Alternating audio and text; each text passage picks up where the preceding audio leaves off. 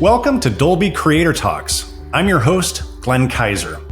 Today, we welcome back our very good friend and Dolby Institute Fellowship winner, Carlos López Estrada, for another of his incredible satellite sessions discussions about filmmaking. And today, Carlos is going headlong into the very hot button topic of artificial intelligence. Now, regardless of what you think personally about AI and what it means for all of us in our industry and in our very near future, I would like to invite you to listen to this conversation with working filmmakers and creatives who have given a lot of thought to artificial intelligence. I think you will find many aspects of this conversation eye-opening with some new perspectives that you might not have considered before. This is another amazing conversation, which is part of our ongoing Satellite Sessions series, which we're bringing to you in partnership with Anti-Gravity Academy and the Coalition of Asian Pacifics in Entertainment. Take it away, Carlos. And it is news to no one that the great majority of our film community is not excited about AI. There is a lot of confusion, there's a lot of anger, there's a lot of uncertainty, and it's very easy to understand why, because jobs are at stake, the integrity of our creativity is too. There's lots of questions of authorship and ownership and humanity and sustainability. But there's also a growing number of filmmakers and artists who are embracing these new technologies, believing that they can lead to new creative places, to innovation, to the opening of paths for democratizing and creating accessibility within our very insular industry, and also to remove a lot of processes that have historically excluded emerging and underrepresented voices. So today, we're not necessarily here to battle, definitely not here to change anyone's minds about the relationship to AI, and we are absolutely not here to solve any larger socio-political, cultural implications that AI will have on our planet. There's probably a lot more intelligent people that would host that panel. We are here to create a space for dialogue. We are here so we can hear perspectives from filmmakers and artists about the creative process, the health of our filmmaking community, and whether there is perhaps a way that these tools can be helpful to us while we maintain the integrity of our craft. Thank you all for coming. So now, we are very excited to be joined today by 6 filmmakers, artists, and industry leaders who will share a little bit about their creative journey and their thoughts on the future. So please help me welcome Jorge Gutierrez, who is an Emmy-winning Mexican animator, painter, voice actor, writer, and director. He directed and co-wrote the Guillermo del Toro produced animated feature, The Book of Life, and along with his wife, created the Emmy Award-winning animated series El Tigre, The Adventures of Manny Rivera for Nickelodeon. Most recently, he created, wrote, directed the Emmy Award-winning event series Maya and 3 for Netflix. An amazing show. Thank you, Jorge, for joining us. Thank you, Carlos. Next, we have Isa Mazzei. Isa is a writer and filmmaker based in New York who has always been fascinated with intersection of technology, identity, and horror. She wrote and produced Blumhouse's film Cam, also an amazing movie. It's out on Netflix. Also produced the 2022 eco-thriller How to Blow Up a Pipeline, which was acquired by Neon for theatrical, and she is currently in post-production on an adaptation of Faces of Death. She wrote and produced this for Legendary Pictures. Next in our lineup, we have Paul Trillo, who is a director and video artist whose diverse body of work has been featured in the New York Times, Rolling Stone, The New Yorker, The Atlantic. Whether he's creating in-camera practical illusions or innovating generative AI visual effects at the Louvre, Paul is always looking for new ways to push boundaries. Recently, he has explored the future of AI filmmaking with a focus on integrating the new tools with the traditional craft. Hey. Hello, Paul. Dave Liu is next. He is a 30-year veteran of Wall Street, Silicon Valley, and now Hollywood, advisor, author, entrepreneur, investor, filmmaker, and philanthropist who has raised $15 billion for hundreds of companies, produced Sundance award-winning films alongside me, Dìdi. Thank you, Dave. He wrote a best-selling book and invested in multiple billion-dollar companies. He's also an aspiring cartoonist, doting father of 2 bilingual Chinese-American boys, and married to a woman he's known for 45 years. Congratulations and welcome, Dave. Dave Clark, who's a writer and director who has recently amassed millions of views for his AI directing work over his career. He has created commercials, immersive engagements, and brand spots for companies like Snapchat, Pepsi, Intel.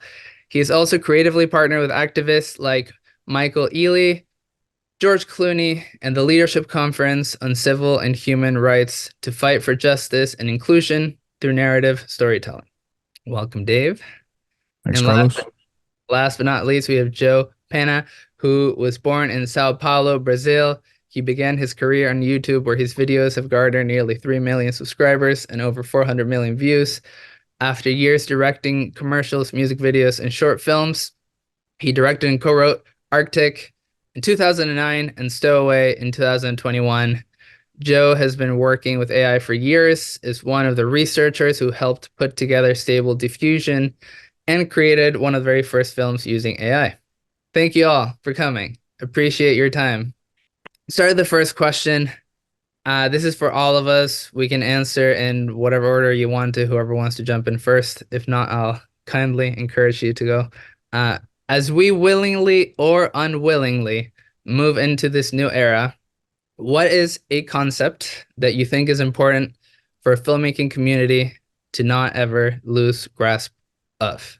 This can be process-driven. This can be a philosophical concept about integrity, about community, etc.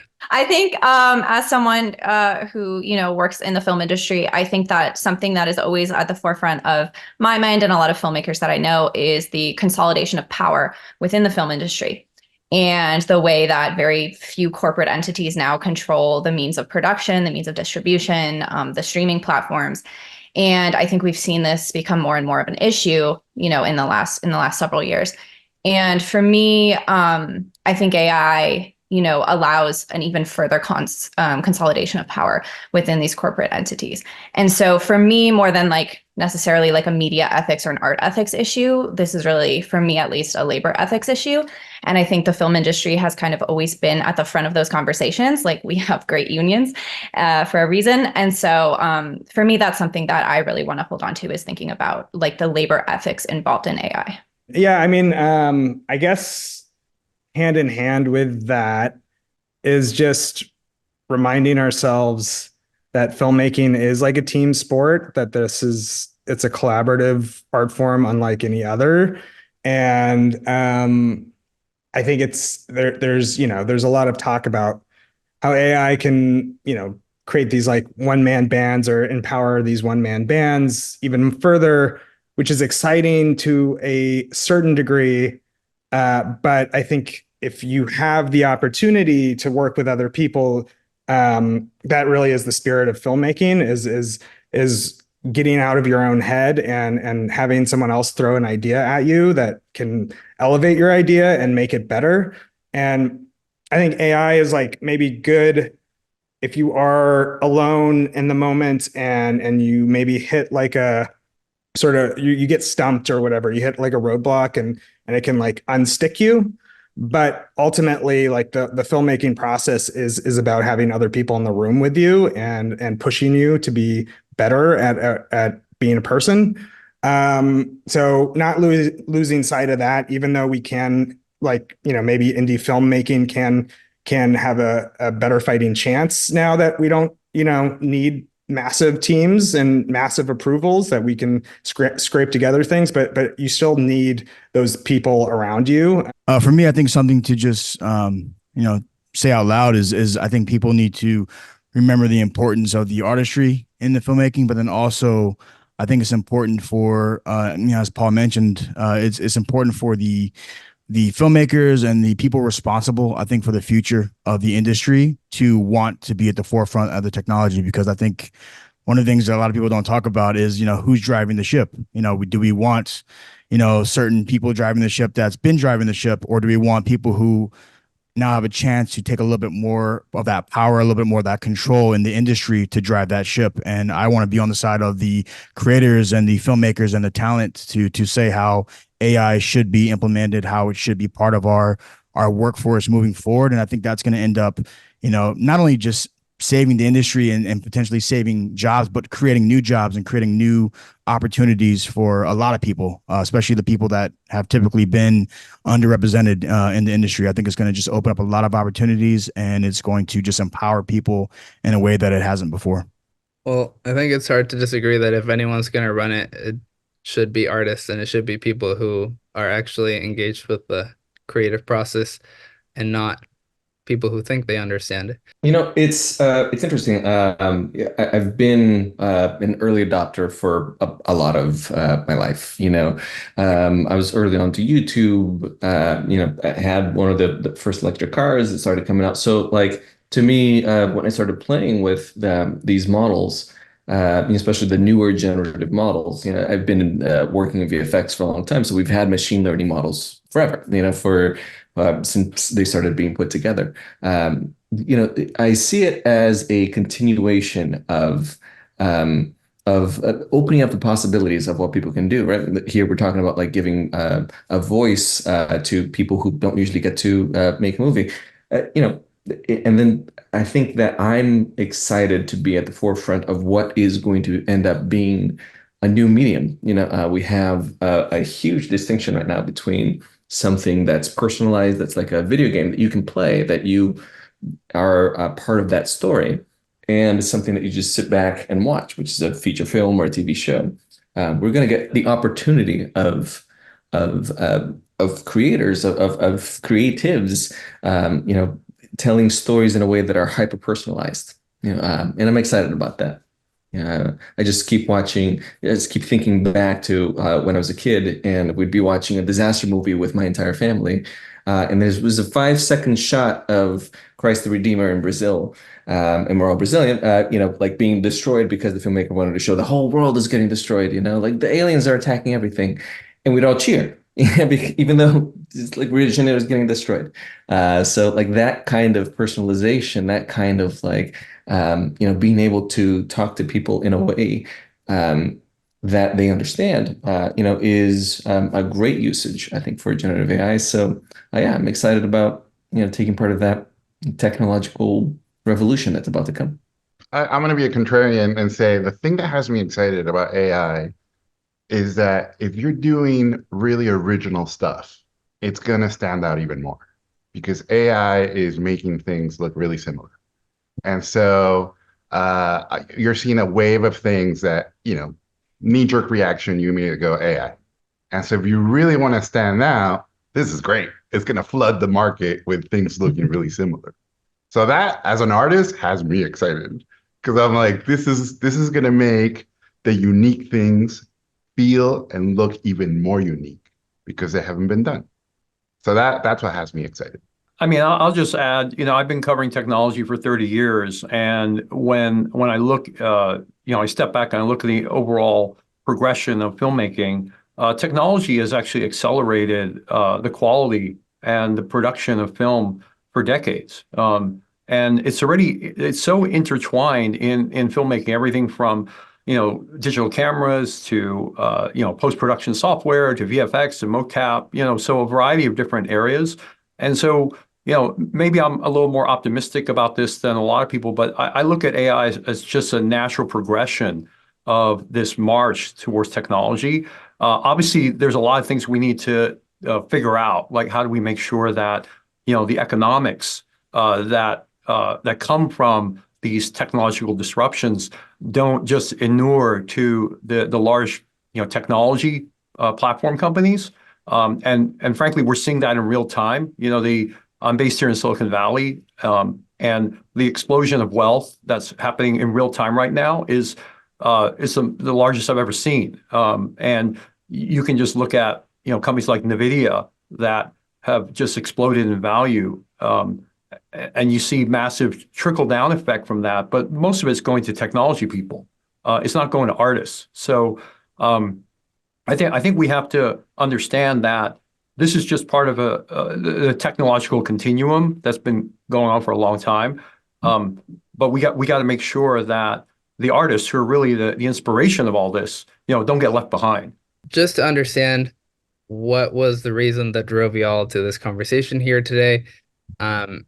Why did you agree to be here, and why do you think that it's important to be having this type of dialogue, or I hope you think it's important? I agreed to be on this because, as I think you alluded to a little bit in my bio, I've been an indie film financier, working with great people like you, as well as work very closely with film distribution companies like Utopia, where we are buying films, and I have insight into the overall market for films. And part of the reason why I wanted to get on this discussion is that frankly, I'm very worried about the state of the industry, particularly the indie film industry.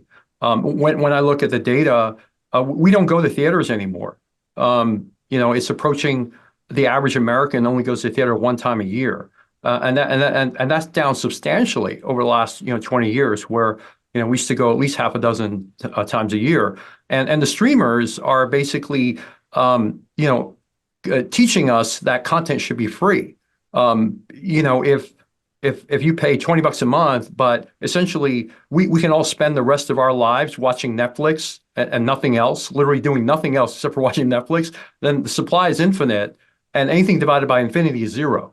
And so I'm deeply worried about the economics of filmmaking, and to me, unless people start going back to theaters, which I'm not frankly that optimistic about. Because things like televisions have dropped in value or price 99% since they were introduced. I think the only way, the only path forward I can see is to figure out how to make higher quality content at a lower cost. And in many ways, technology has always been that great deflationary tool. And so I kind of think about how do we have an open dialogue about AI, not so much as an oppressor or something that will destroy the industry, but how can we actually leverage it to save the industry? Because right now, and I'm sure many of us would agree with this, like the industry is in a crisis. And you can see it. You see a little bit the tip of the iceberg with massive reduction in festival sizes, and a lot of big production companies basically packing up and no longer financing. But I worry about if we don't figure out how to leverage technology and potentially make some of this content faster, cheaper, that we're in for a continued period of hurt. Joe, I'm gonna pass it over to you. So why did I agree to be on the panel? There's a Hollywood Reporter article that just came out a little while ago that was talking about how lots and lots of people in the industry right now are already using AI, but they're just afraid to talk about it, right?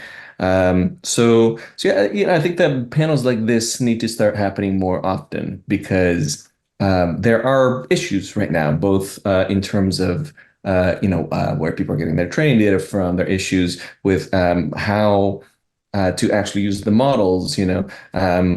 I'm sure that Paul can give you a bunch of information about Sora. I can give you a bunch of information about the image models. Some other folks can give you a bunch of information on how to use these large language models. They're not fine-tuned for us, for the way that we've been making movies, the way that we've been writing screenplays, and yet people are still getting around it and finding usage out of it.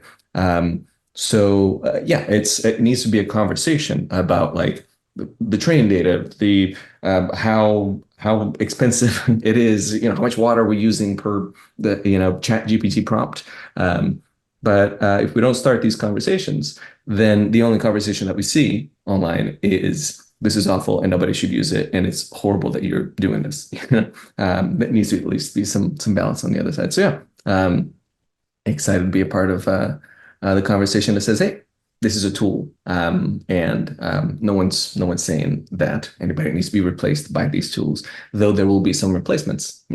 So when the I like to call it the AI storm hit, like I'm from the animation industry, so almost everybody got really angry and ran away. But I think for me it was in chaos there's always opportunity. So I wanted to find out. I want to jump in. I tried a ton of experiments. I basically jumped in and said, all right, how do we, what everybody in this panel is saying, how do we get in front of this? How do we use this to our advantage? How do we take this potential sword that could hurt us and master it so we can use it? So that was my attitude. And early on I was very cynical about it. And so I would, use ChatGPT and go, all right, write me blah blah blah. And I would go, all right, now I have an example of what the worst version of this is. So I would use it as like basically the dumbass version of anything.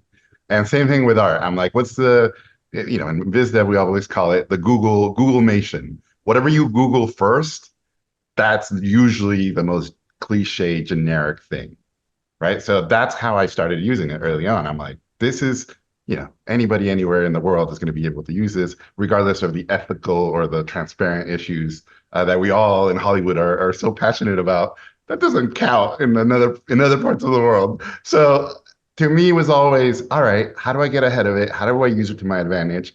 Hollywood's very competitive, and I know they're going to use this. Companies are going to use this against many of us. So how do we get in front of it? And what I'm finding is we're pretty early on. It's being used, but not the way I thought it was going to be used. What I've witnessed is, and the way I've been using it and the way I've seen it, it's mostly for experimenting, for development of iterations, for pitches. But once things get going, you kind of throw all that stuff away and start you start with talent. And once the money starts flowing in, so when the money's not there, because a lot of these pitches are free, it's great for that. But then you have to use it. When you're making those choices, you have to use it with that ethical and transparent way where you're not hurting your fellow artists and your fellow filmmakers and your fellow IP owners. And for a while I thought, man, the lawyers are they're going to shut this down fast. And it hasn't really happened the way I thought it was going to happen. But I feel like it might be coming. So we'll see. But I'm very optimistic that, we are artists and we sail the roughest seas and they make us better. Yeah, I mean, I share a lot of the same sentiments. I was also just speaking on this very subject at Cannes last week. And it really comes down to just being a diverse storyteller and how do you present ideas where, when I used to present these ideas in Hollywood, people loved them and they were great, but they would turn them down because, it's a period piece and it's a horror and that can't work well for a new filmmaker, or, we're not going to give you this kind of money. So as Jorge mentioned, like the pitching, it's been great for me. And one of the things I wanted to do is, basically amplify, what's been happening in my life, in my career, currently in my pitches in Hollywood and talking to financiers and the way I'm presenting the materials. And I'm actually, using AI in different ways. So one is the pitch process. I'm able to, create a reprimatic or sizzle and explore my script or idea in a way they've never seen before, to be frank. It's not just ripping other people's and other filmmakers' images and creating a sizzle. It's actually prompting my own stuff and creating my, my imagery from generative AI that can actually tell the story the way I need to tell it to sell an idea. And also, I'm talking about utilizing generative AI in other phases of production.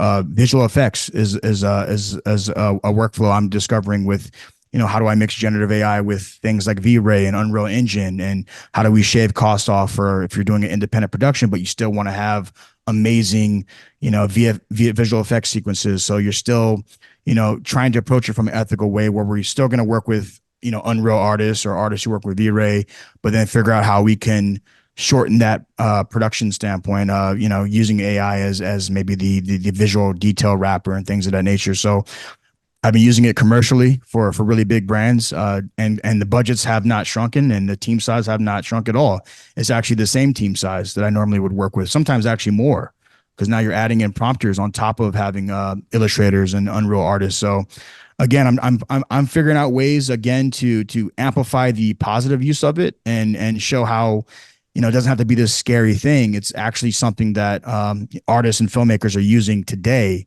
to get their ideas sold. So why did I join this discussion?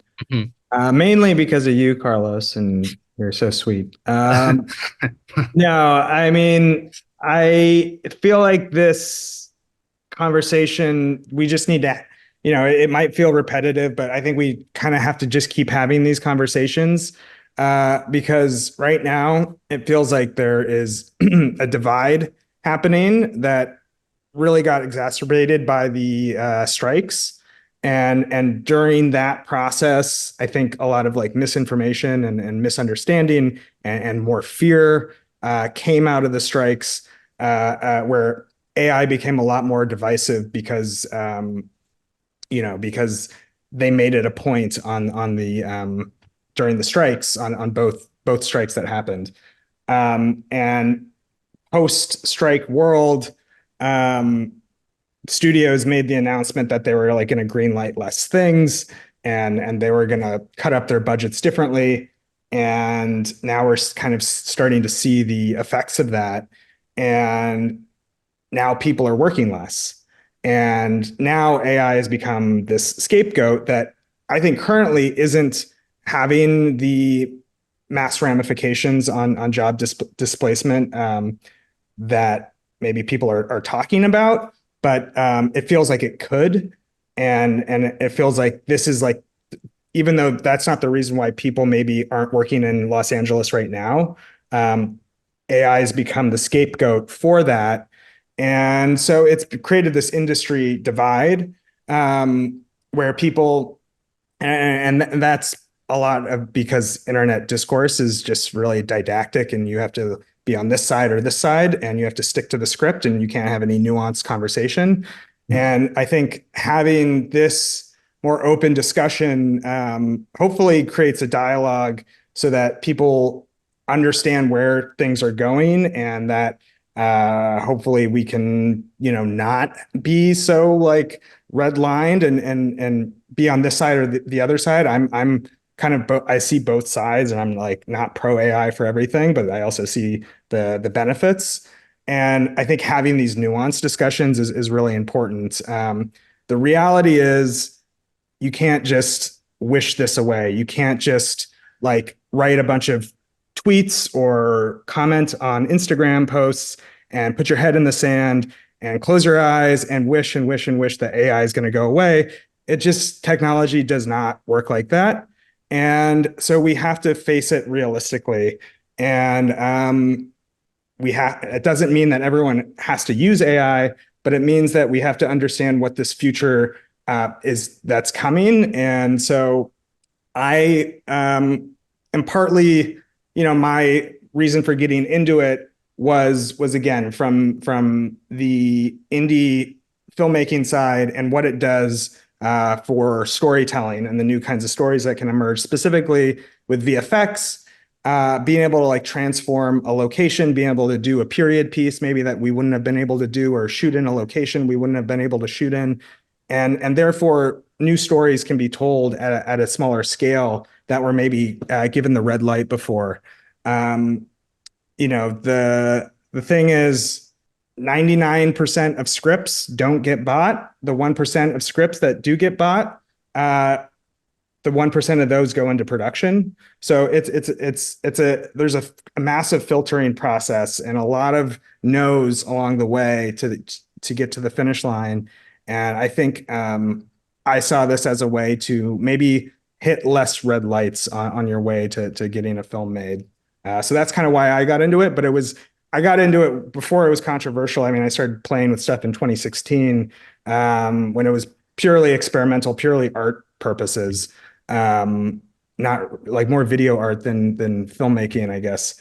And now it's kind of, I've been pulled down this rabbit hole where it's become kind of, I don't know, something I'm known for, which is not really the only thing I want to be known for. But anyways, it's kind of escalated in a way that I didn't expect, and it became more controversial over time that I wasn't expecting. And so anyways, I think that's why these conversations are good, is to maybe not to destigmatize it, but to have an understanding. If you are scared of these things, if you do have if you are hearing the same talking points, it maybe will open your mind to a different view of the future. I am here first and foremost because I make movies about the internet. My first movie was kind of about a deep fake before deep fake existed, which was kind of fun for us in post. Prophetic. Yeah, it felt a little like we always intended it to be supernatural, but it's literally about a deep fake doppelganger. You know, my next movie that's forthcoming also takes place on the internet, very much in a TikTok type, you know, social media. You know, dealing with technology directly in my filmmaking is something that's very important to me. How we represent technology on screen is very important to me because the experience of technology is really fun. It's really vibrant. It's that dopamine hit. And so how to communicate that is something that I'm very interested in as an artist in general. I think another very specific thing that came to mind about doing this panel was I was recently having a discussion with a pretty high-level film executive. And he was kind of talking about AI, and he's like, yeah, it's so crazy. Like everyone likes AI. AI is so exciting. Like we're all so into it. And he kind of said it like the whole world was very excited and very into AI. And I thought that was funny because I was like, whoa, maybe from like your perspective, from your people, the people you're having lunch with, you know, everyone's really excited about AI. From my perspective, you know, having spent the better part of last year on a film set, people are really terrified of AI from like every level of every department. People are really, really scared about what it means. Actors are scared about, you know, what's in their contracts about getting full body scans so that they can, you know, be, you know, generated. They're scared of not being taken in for ADR sessions because their voices can now be AI generated. You know, the writers are worried about, you know, diminishing writers' rooms. I think that even art department, people are worried because instead of, you know, creating graphics for the background or creating text for the background, now ChatGPT can do all of that.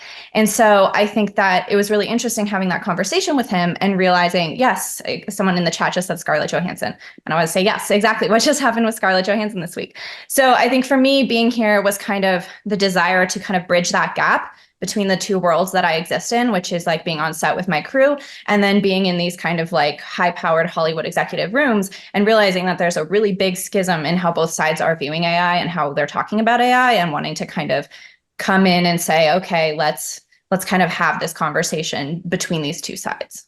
We decided to have this conversation for that very same reason.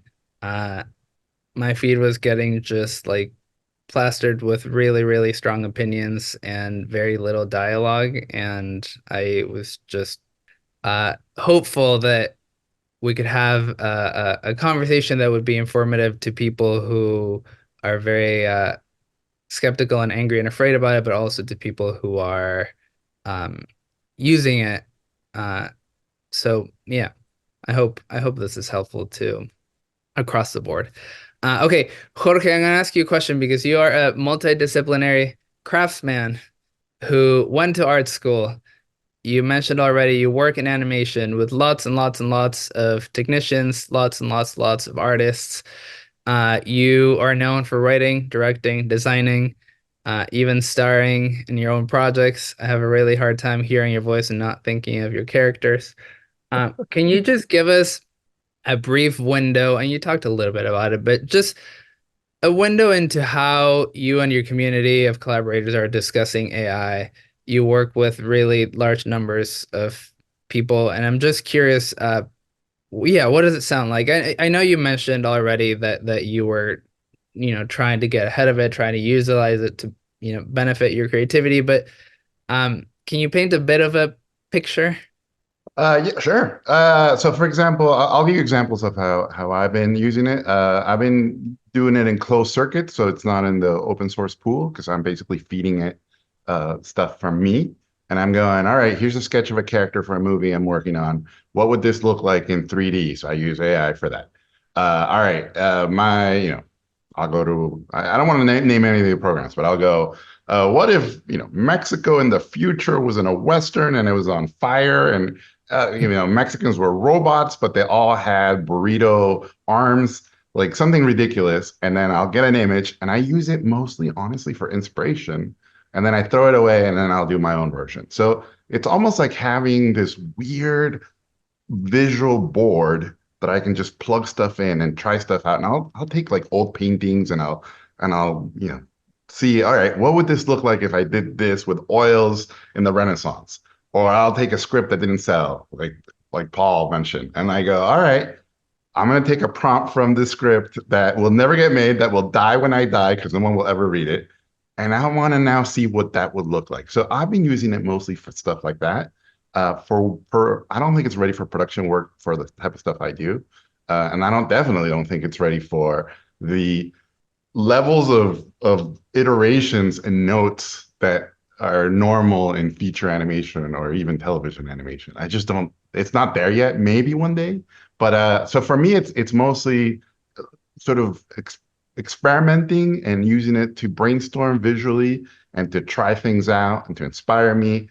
But and for pitches, of course, but I have not, at least in my world, I have not been able to crack anything remotely close to production work with it.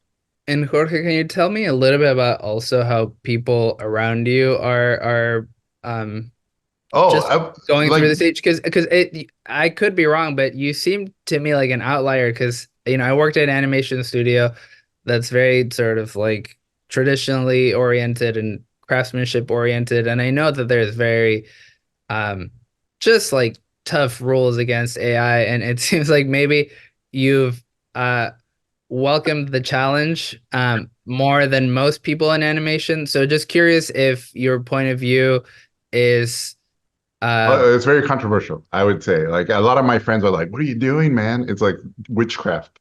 Like, are you this is gonna consume you and suck your soul type of stuff. But again, I'm trying to be very ethical and very transparent about it. And part of it is honestly spending the time researching it and going, all right, which are the companies that are not following the guidelines? Which are the companies that are following the guidelines? Which are the companies that when you pay, you're in a closed circuit, that your stuff is not going into the big body of work? I'm not typing in like, hey, Tim Burton's version of, whatever, or Wes Anderson. Like, I'm not using it for stuff like that. I will self-reference myself because I just find it really funny. I'm like, all right, what's the shitty version of what I would do? Like, and I literally put it in. So all my friends right now, I would say where it's like closet AI users, because no one wants to admit it. But a lot of us are using it. And I think I've just outed myself. But yeah, I'm doing it. I'm curious to see what your 9 a.m. looks like tomorrow and what your crews are going to tell you. Issa, I'll pass it over to you. You mentioned a second ago that you're working on a movie. I think you mentioned, yeah. Well, I know this. I have insider information. You're working on a movie. Can you share anything about what you've discovered in the process of putting it together? Yeah, I can't say too much about that one. But it is kind of in line with my like doppelganger, deepfake, TikTok, internet movie saga. Something that I think, and again, the story is a little bit, it's a horror thriller, so it's not bounded by reality quite so much.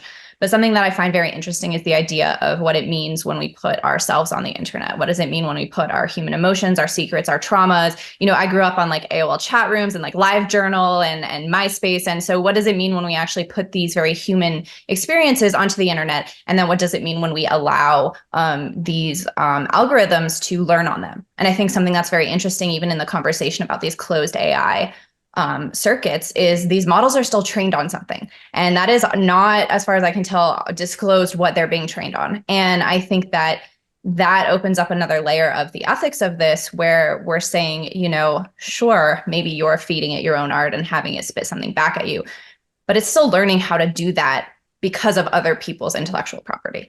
And so I think there's something that I've learned in the process of creating this film is that there's a lot of layers of what AI is actually doing and what it actually means. And I think on like a larger, like esoteric spiritual sense, I just find it very interesting what it means for our humanity.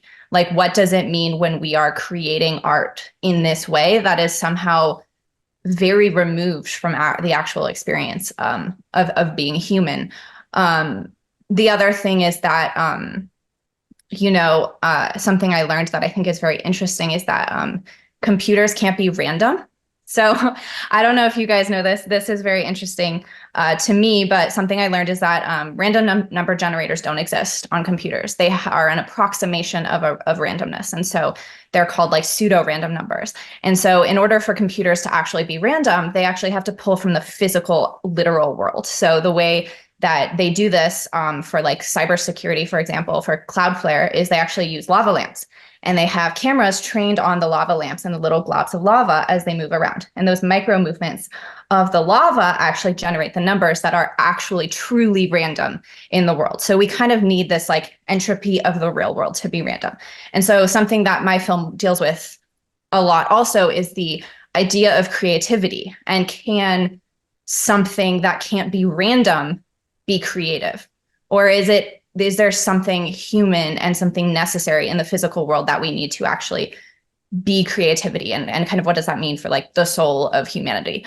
So again, that's a little esoteric and a little abstract, but that's some of like the ideas that I've kind of dug into and things that have been interesting to me, and kind of digging into this process of this film that is very much about AI art.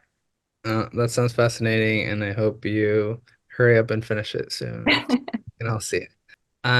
Paul, I'm going to move over to you because you created quite a stir a few weeks ago by releasing the first ever music video made entirely by AI using Sora. Because I've had the chance to work with you, and I know that you're an incredibly thoughtful and considerate artist. I know you decided to make and post this video to start an important conversation. I know that you didn't release it accidentally and then, got a horrible backlash for it. So I would just be curious if you can share a little bit your reasoning that led to the making of the video and how the conversation has evolved since it went live. I see all of it as inevitable, and a lot of things that are being put out there are frankly, I find, just not that provocative or interesting. And I think AI is being used in a very lazy way, which is totally fine. But if you have the discipline, if you've have the experience, you can take that experience and use this tool as a way to like discover these ideas that you probably maybe wouldn't have made otherwise.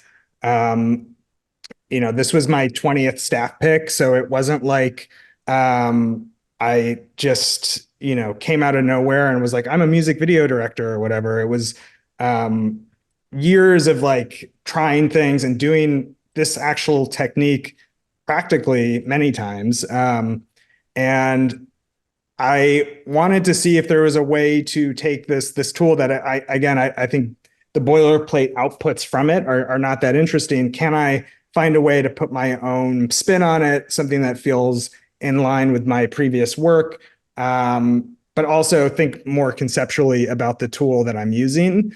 And I feel like AI is this sort of,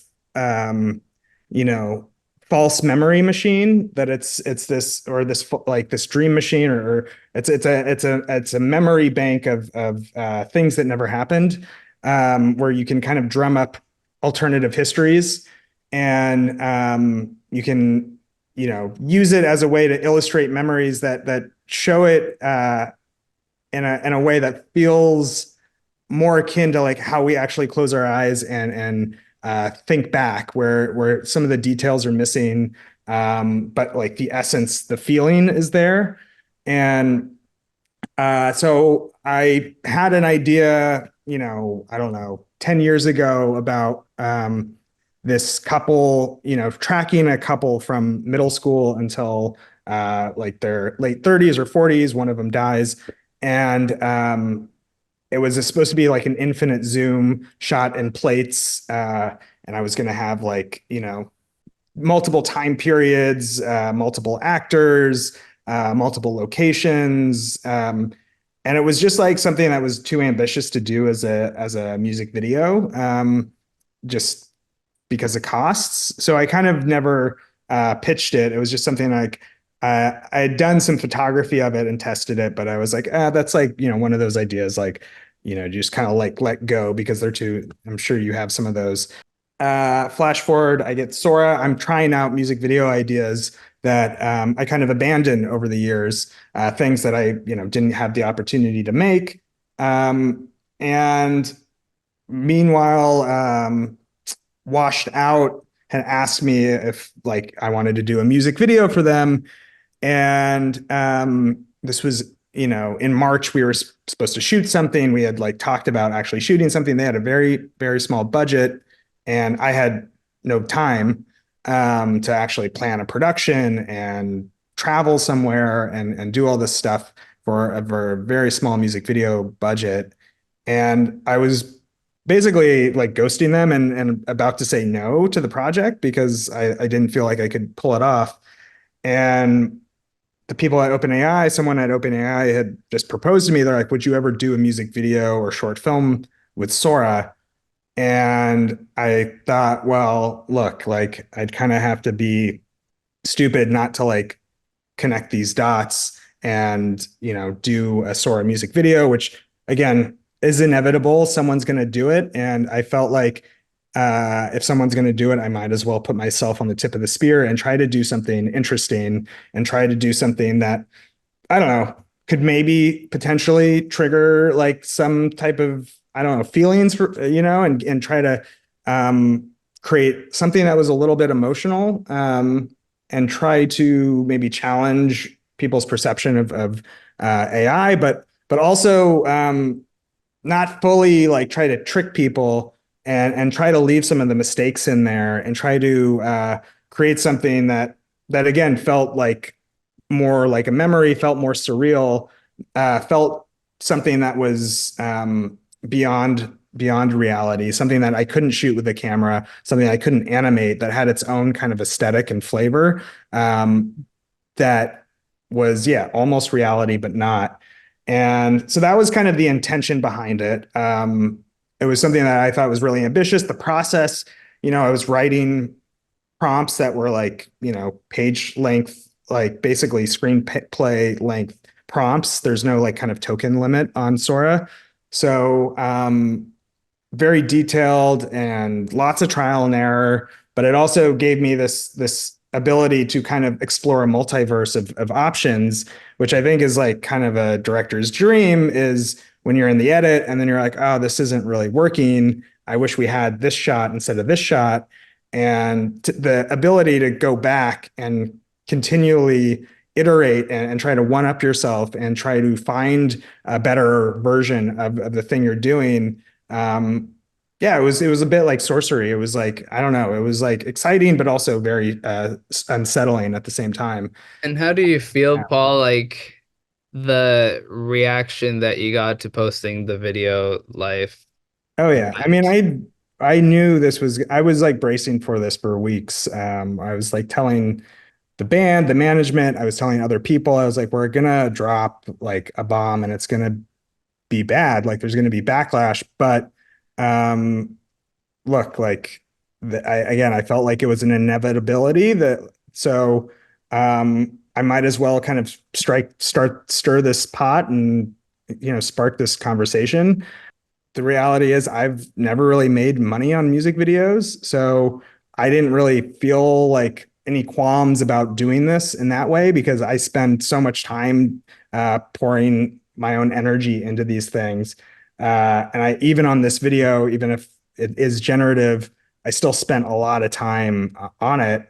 And so I felt good about like whatever my intentions behind it, but it was up to the internet to kind of like decide whether it worked or not. And I kind of knew that it was coming because I think the closer to it, the better it starts to get, the more uncomfortable people are going to feel about it. And I think a lot of the visceral reaction to it was because it did start to feel a little bit more filmic, a little bit less uncanny than usual AI. And that is what made people uncomfortable. And so, it was totally like predicted.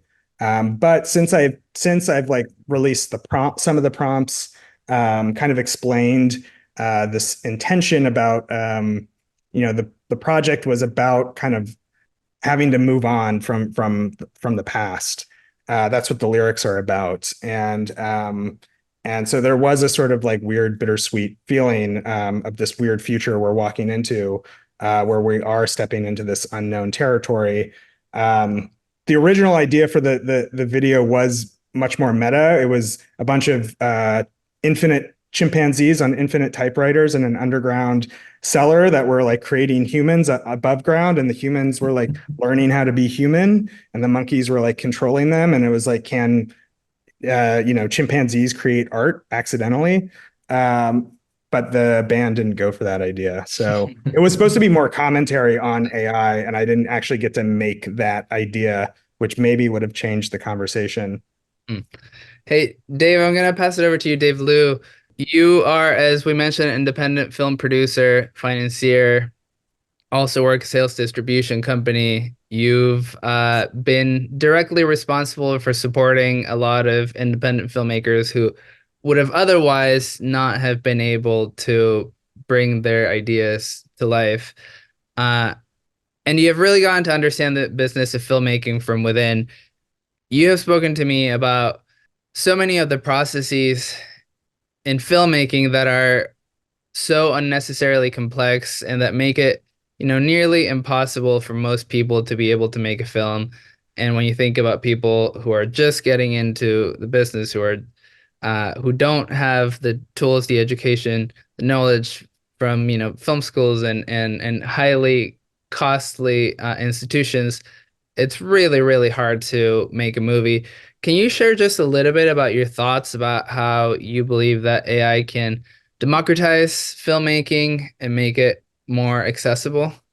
Yeah, absolutely. So, let me just say something that's quite obvious, which is, there's a massive Grand Canyon between the written word and the final visual medium. And that Grand Canyon has so many points of friction, so many points of failure, which creates challenges. And frankly, I think we all agree, that's the reason why, making any film is kind of a minor miracle or even a large miracle, given, the time, the money, the ephemeral nature of, assembling the team and the talent. And given all the challenges in getting from the written word to the final visual medium, and the backdrop of what I said earlier, which is the industry, in my view, is in crisis. The industry gatekeepers, the distributors, the studios, the streamers, they're becoming increasingly more risk averse. And so the more that we can bring those parties and the audience down that journey, in effect, kind of close that Grand Canyon, the more likely we are going to be able to create these films, create these ideas that we have. Paul alluded to kind of the attrition rate, right? My hope is that if used smartly, AI should be able to help somewhat in that attrition. And let me just give you a couple examples of things that I'm doing that I don't think fly in the face of anyone's IP, but kind of leverages the technology. So I think there's a lot of use for these tools for previs, pre-production. There's a concept for a documentary that I've been playing with, and I wrote it out. And even when I wrote it out, maybe because I'm not as creative as the rest of you, like I definitely had doubt. I'm like, okay, I don't know if this is really a great documentary or not, right? I think it should be, but it's a kind of a Chinese American idea. I don't know if it would appeal to the masses. So literally over a 2-day period, I used Descript and Runway ML to create like a 15-minute documentary, and it's all it's obviously graphics and whatnot, but essentially it's a proof of concept. And I've been sharing that with a few people that I respect, and I said, "What do you think? Like, do you think there's something here?" And honestly, the feedback's been great. So I'm actually emboldened to move that project a little forward. And had I not had those tools, I think I probably would have just left it as is and kind of gone back to it maybe a couple of years from now. Another thing that I've been playing with is I'm a cartoonist, a really bad one, but I'm a cartoonist, and I've been experimenting with the idea of maybe creating like an animated series out of my 2D drawings. And I've just been fascinated by this company Fable Studio, run by Edward Saatchi, and you can Google him on YouTube, because he basically created like this AI showrunner thing that mimics South Park. And it went completely viral because it's actually quite good. It's not as good as the original South Park, but it's an interesting proof of concept. And so tools like that are interesting to me because it could help me kind of unlock and maybe create more proof of concepts around an animated version of my cartoon. So I'm generally using these tools to try to close that Grand Canyon. I'm generally using these tools to try to take the written word and create more visual proof of concepts around it. And my personal belief is that's one way that we could potentially solve a lot of the challenges and friction points that exist in the industry that create such a high failure rate around trying to create film. Thanks, Dave. I'll pass it over to Joe. And as we mentioned earlier, you come from short form filmmaking. You've directed lots of commercials, music videos, and now you got into make some larger scale feature films. So you understand firsthand how unfair those early days can be to a director trying to make a living. We've spent hundreds of unpaid hours prepping pitches and decks, little to no consideration given to our time and energy. AI seems to have become a tool for many people to protect their time and their energy, pitching endlessly in order to find a job. Curious if you think there are any other of these tools that can contribute to the sustainability of an emerging filmmaker's career. Absolutely. I just spent about a year, working on a feature film that was meant to be shooting in July, and I had to drop it, right? And the producers were like, "Okay, here's a couple $100 for you." I was like, "Okay, cool, yeah." Doesn't pay the rent for a year, but not in LA. So yeah, it's great for that initial pitch to be able to help put a visual deck together that you would have otherwise just like taken something from Google. Like happens all the time for directors when they're pitching to be on a feature film. You're searching for screenshots from other films just to get like the idea, right? To get like an idea, a mood board or whatever it may be. You're searching for a specific actor's faces or whatever it may be. But for me, the process of making a film, what I enjoy about it is that I get to work with a cinematographer, for example, whose entire day is thinking about the movie that I wrote, right? Thinking about the story, thinking about those things, and has been shooting for longer than I've been alive, and my production designer only thinks about production design. That's all he thinks about, right? My composer, right? He's got a perfect first name. His name is Joe. So like that's all he thinks about is how am I going to work on it. So like I'm like, the hell do I need AI for? I've got my AI right here. It's all the folks that I work with, So when I got into AI, I had, got into testing out these early models. Much like some of the other folks here, I was like, fuck this, frankly, pardon the language, but like this sucks. That this is bad. This is some amalgamation of whatever. Like it gives me the most boring thing every single time. I'm just going to keep doing the things that I do, right? But then I was working with a graphic designer. And I was saying like, okay, it's got to be like this. And I was using like an entire paragraph's worth of words. And I just copied the paragraphs of words and put it into DALL-E 2 at the time. And I was able to just generate like 16, 17, 18, 19, 20 different images like this one, and then sent it along with the paragraphs, right? And eventually I started realizing, okay, wait a minute, like this is an assistant, right? This is and yet another tool that I can use. I still enjoy, the process, and I think it's really important for making, for telling the story that I want to tell, having all of these humans that are have had an entire career of thinking about one specific thing that are great and being hired for that thing that they do. So yeah, like it's if the copywriter can get some early ideas. Like I've seen some comments about like can it be used for early ideation? I think that's a wonderful use for it. The thing that we have to start having a conversation about eventually is that sure, eventually these AI models are going to be better than what, like 5% of every screenwriter out there, right? 10%, 20%, 30%, within our lifetimes, I'm not sure that we're going to end our lives, sometime in the future, being comfortable being driven by a human being, like a taxi or Uber or something like that, right? I'm going to be like, oh, I'll take the self-driving car. Those are safer, right? Perhaps a surgeon, I'm like, I don't want surgery from a gross human being, I want the surgery robot, please, right? Are we going to get to a point where we're going to be saying, well, I want to watch a movie by some human. I want to watch a movie that, has my Apple Watch right here and it knows it's a horror movie and knows that I'm scared of snakes. And it knows that as opposed to bears, and it knows when I'm getting bored because I'm getting fidgety and my heart rate is going down, like, is that a different medium, and that's okay for that thing to be generated for me? Can humans compete with that kind of, hyper personalized, like just for me kind of content?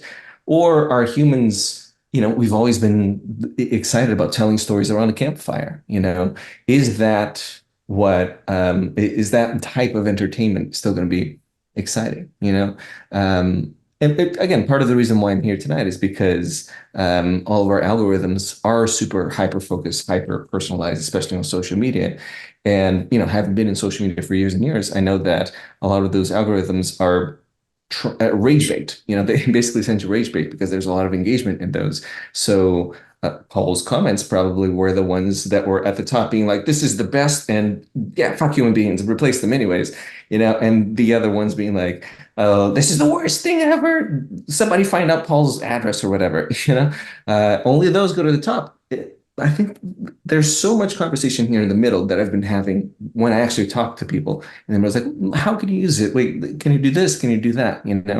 People are reasonable, but the discourse is being so pulled to either side that I think that once people start realizing this can be an assistant, this can be a way for me to try different things that, the monster, let's try to add a reticulated back. Usually, the tail on the monster, if I wanted like this one little change, would have taken a day or whatever for a concept artist to try out. Now we can do it live, go to Midjourney, circle it and be like, hey, do this, do that, and we can try something live. And then it's almost like you have like a super crazy fast assistant, accelerated. And when you can, I saw a panel recently where people were talking about like the opportunity to fail faster when you can just try 100 different things and, oh, there's the one that works. Number 87 works really well.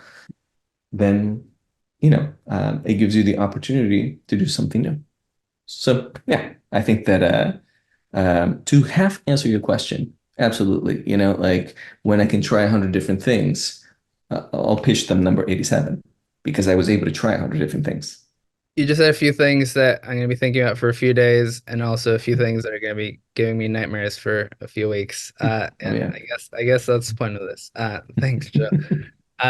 Dave Clark, you are also at the forefront of AI filmmaking, and you're also at the forefront of many incredibly important initiatives supporting activists, social justice work, and inclusion work in narrative storytelling. Can you please talk to us a little bit about the intersection of those two universes and how they speak to one another? So one of the main things I discovered, and a lot of us who ever worked on nonprofit work can attest to, is, obviously sometimes you do a lot of this work for a lot of things that you believe in and you do it for free, right? There's no budget.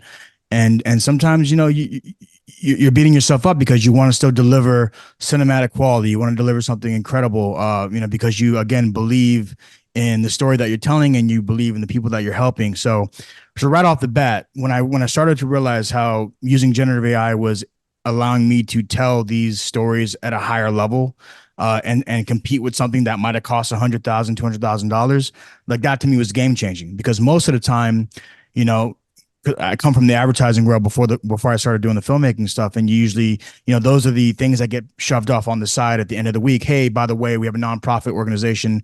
We want to just quickly do a little 30-second PSA. Don't spend a lot of time on it. We don't have money to pay you. So that alone to me is a game changing endeavor that keeps me like excited. And I wake up when I'm doing a lot of this work. And this is, again, all on top of, a lot of my day job stuff. It's empowering. And secondly, I always think about like looking for imagery, and not just for the nonprofit stuff, but even for commercial, for films, for pitches. And I was thinking to myself, like, how hard is it to go on like a stock imagery site and find a half black, half Korean American sipping a cup of coffee in office? You're not going to find it. With generative AI, I'm able to find it in 2 seconds. And that kind of control and power is incredible, because you're able to like pitch in a way that's freeing. You're not saying, oh yeah, it's going to kind of look like that, but the white guy that you see there is actually half black, half Korean, but I couldn't find an image. Like, no, you can actually create the story you want to create and show it in a way that, the financier or the producer or the studio can look at it and say, okay, now I get your story.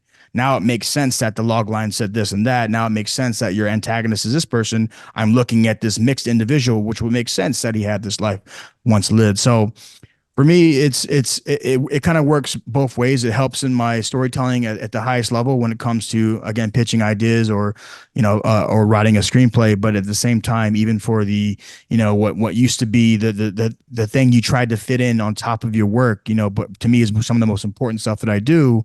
The social justice and telling those narratives that normally don't get told, but still being able to tell those at the highest level, represent the people in the brightest light, and show them for what they look like, what they actually should look like, versus what, a stock image or site says they should look like, or a bunch of swipe I had to pull off somebody else's video. So the intersection is there. I think diversity, being able to, again, tell stories in ways you've never been able to tell before. There's just so many positive upsides of using AI tools that I think outweigh the negative. An actor of that diversity.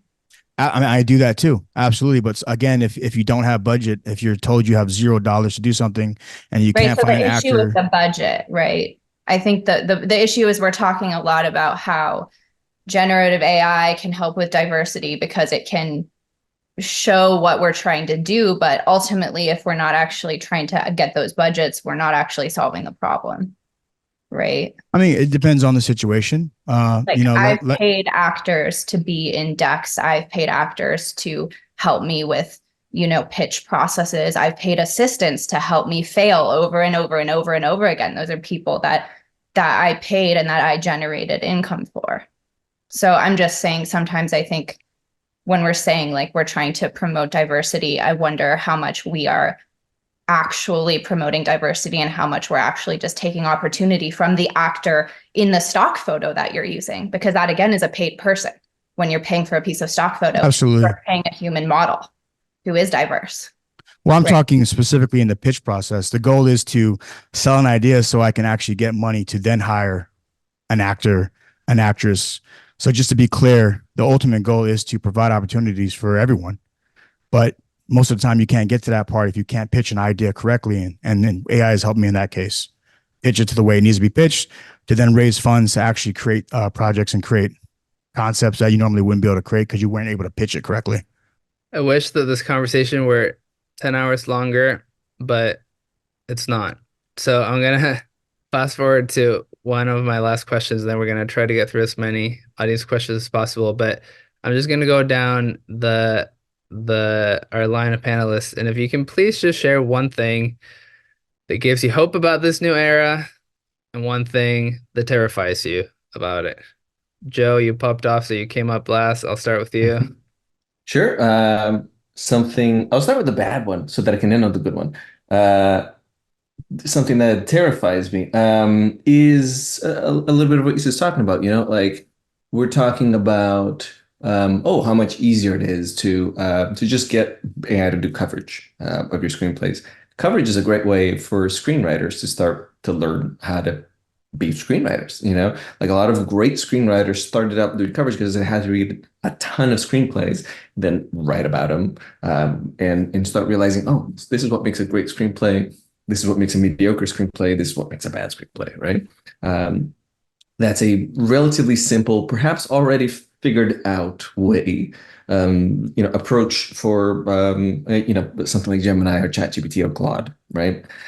So when that initial point doesn't exist, then how, right? Eventually, we're going to get some models that I can just circle the background of a restaurant and just prompt for extras, right? And then I don't have to have extras that I feed that day, and they're not getting paid their SAG rates or whatever it may be. That's a way that a lot of actors became actors, was by doing a lot of extra work, and they get to be on set, they get to see how sets work, and then they become a great actor, right? So when we're removing the first step that a lot of creatives take, how do we allow people to just jump in the middle, right? How do we allow people to become great screenwriters if they're not doing the coverage? How do we allow people to become great actors if they can't do any extra work, right? And we can't just rely on local theaters or whatever it may be. So yeah, like we're talking about the solutions are going to be solved by AI first, and eventually AI is going to become better and better and better, and start taking more of that process where only the very top end of work is going to need like the human eye and the human hand, right? Well, then that's we're at a huge disadvantage for the next class. That's what's scary about it. Now, what's exciting for me is that what they was talking about is, for example, I've used it when, for example, we didn't have time to.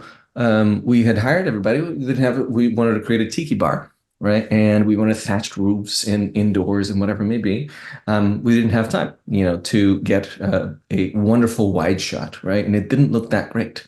And it was relatively simple to keep the camera locked off, circle it. And now even in Photoshop, you can just say, super expensive tiki bar, right? And that money that we used for that, we were able to use for other parts of the story, to hire more extras for the background of a different scene, to hire, to have more cars because it was like a 70s kind of thing, to make that look that way. So, I think there's going to be a redistribution of how you use your money inside of a production that is going to be wonderful for telling stories that are bigger, and for telling stories at all that otherwise would have been impossible. You're going to be able to make a $2 million movie for what should have cost 20. That was great, Joe. Thank you. Dave Liu. Yeah, I'll keep it short because I'll just kind of echo a little of what I said earlier. So, what gives me hope is really in the medium to near term on the individual level. I think there's a lot of ways that filmmakers can use these tools to advance their projects, particularly on the pitch side of it and the previs. What terrifies me, frankly, is in the long run on the societal level. What I've seen, technology tends to be an accelerant, and the economics typically are split unequally. And so what terrifies me is in the long run, when there is a lot of dislocation, particularly for people that don't know how to use these tools, or these tools replace what they're doing, what happens to them?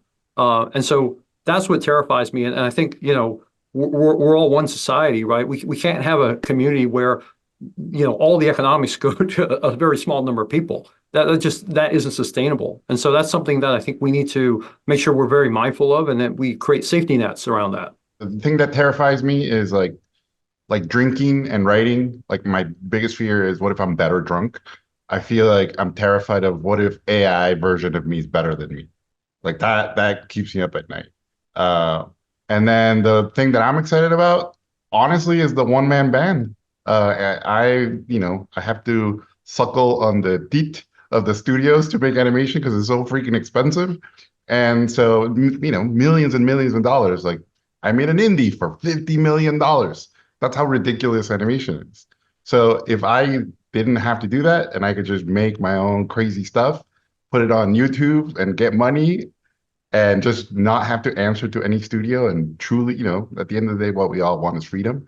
If I could truly be free thanks to AI and I'm just referencing my own stuff, and especially in animation, man, I would love that. And I think that could work for, and especially, Latin America, people everywhere in all parts of the world could make their own stuff and have a system that not only provides and supports for you to keep making stuff and you cut out the middleman. But that's what has me excited.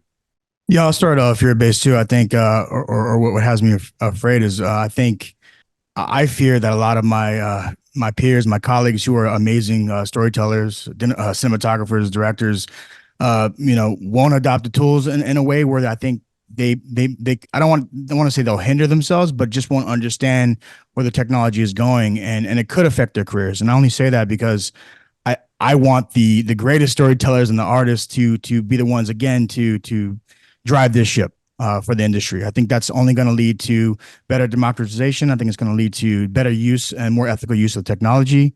So that's what I fear, is that we're not going to have enough at the table where we need them, and we're going to allow people who aren't the storytellers and aren't artists to drive some of that ship. And I think that's where things can get a little haywire. But the positive spin on it is, I think, I'm excited for just more original stories, just new voices emerging. I travel to so many different places in the world, and I meet people who just have such interesting stories. I even talked to my own dad, who's he's not a filmmaker, but him going through segregation and going through trials and tribulations that he had to go through. He has amazing stories that I would love to see come to life. And I feel like with these new tool sets, you can start to tell some of those stories in really interesting ways. Yeah, a little bit on specifically just what Jorge was saying with animation being so expensive. I think it only allows for certain kinds of animated films to be made that are family friendly.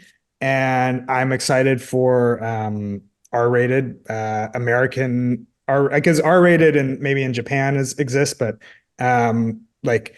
R-rated animated features that don't require studio approval, I think is really exciting. Just things that are just more mature themes, but also just broadly the time reallocation that can go back into the story writing. A film is nothing without a good script, and even so, that script can evolve and mutate through the process to post-production, and it still may not be the thing that you intended to make. And so the ability to continually write your film, even in post-production, and to sharpen it and make it better all the way into the end, that malleability and taking, removing some of the tedious aspects of development and pre-production and putting that into the screenwriting process is really exciting.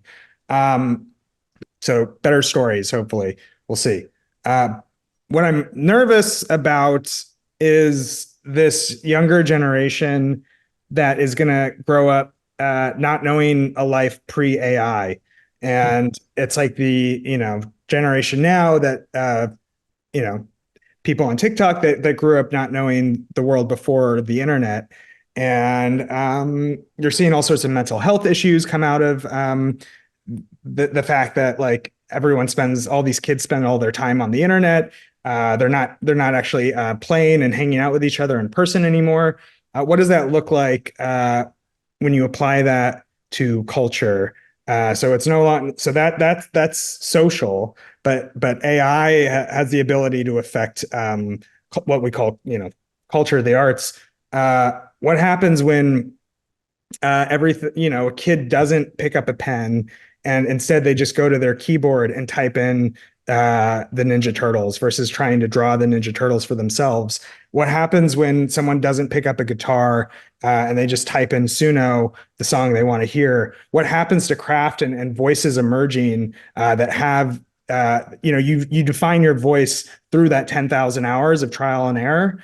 And I really worry about the homogeny of it all when kids just take the easy route. And so it's really up to the parents to I guess like we do with screen time, like AI time, limit that at an early age. I think we all have the benefit of having experience pre-AI to define our voices and to make sure our vision stays intact. But I do worry about the long-term ramifications to culture.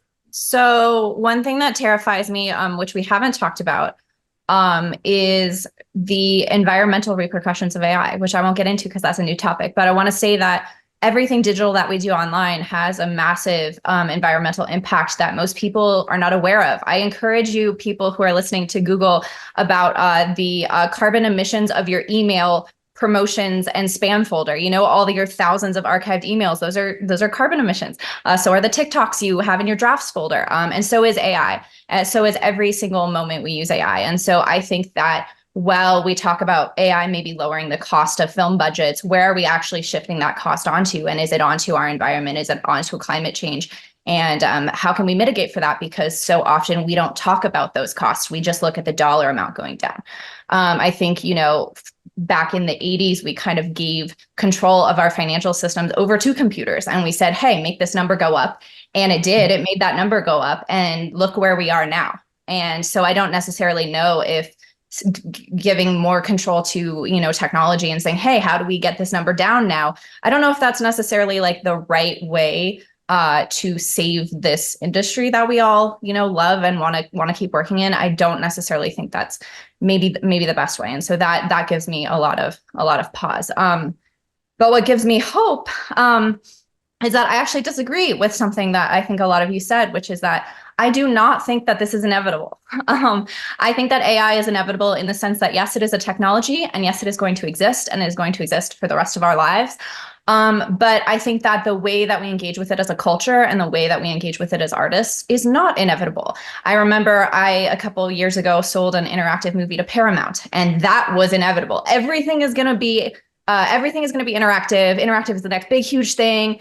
And people didn't really like interactive. And where is interactive now? And I know AI is much bigger and much more complex of a tool than interactive, but I will say that it is not necessarily inevitable that all our film and all our media and all our television becomes, you know, heavily AI generated in the future. And I think, if anything, what we're going to see is kind of a break between film that is film and film that is generated with AI. And I think that AI art has its own niche as an art form. I actually like AI art. I think there are some really, really cool AI artists working right now.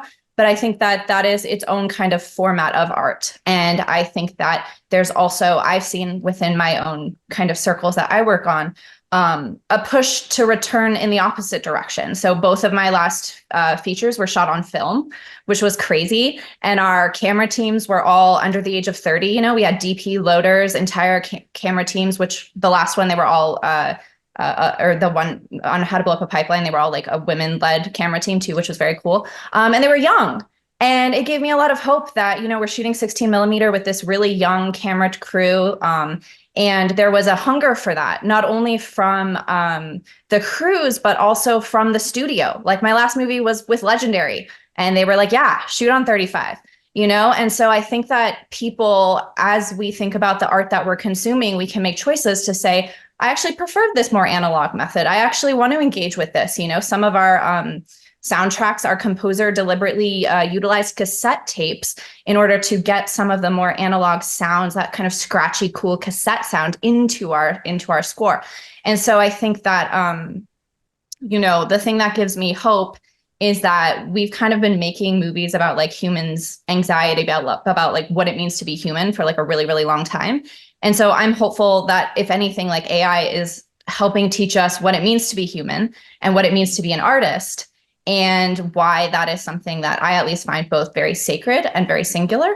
And I think that AI art has its place, but I also think that non-AI art has its place. And I think, if anything, now what we're having to do is kind of define what those two things mean for us and what kind of artist we want to be and how, you know, the kind of art we want to put into the world. That is beautiful. I will apologize that we're not going to have time to get through the Q&As, but we're actually capturing all of them, and I'm going to put them into our Instagram, Anti-Grab Academy.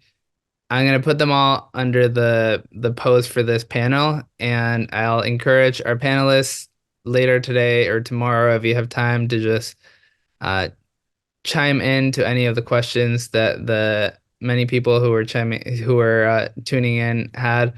Would love to hear your thoughts on it and want to make sure that we can continue engaging in this dialogue. Obviously, we scratched the surface of a very, very timely issue, and just want to thank all 6 of you for being so willing to share a little bit of your practice, your fears, your hopes, and the work that we also value so much. So thank you, Isa, Paul, Dave, Jorge, Dave, Joe. Really appreciate y'all. Thank you all for tuning in, and see you soon. Thank you, thank you, thank you. Many thanks to Carlos and everyone on today's panel for that incredibly thought-provoking conversation on artificial intelligence. And an extra special thanks to Anti-Gravity Academy and CAPE for bringing it to us all. If you'd like to learn more about these organizations, you can find information in our show notes, as always.